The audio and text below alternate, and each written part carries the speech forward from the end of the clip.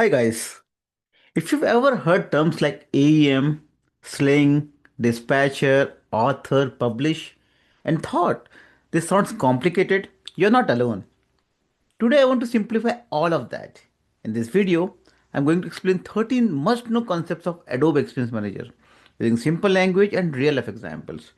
No jargon, no assumptions, and no developer-only explanation. This video is for professionals working with AEM, people preparing for AEM interviews, program managers, product managers, marketers, or designers, and anyone who wants to understand how enterprise websites actually work.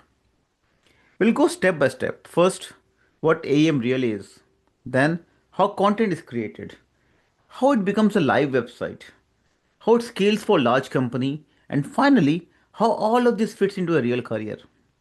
You don't need to watch this in one go. I've added chapters so you can jump to any concepts you want. Think of this video as a guided walkthrough of an enterprise content management system, explained the way a human would explain it to another human. So let's begin and get started.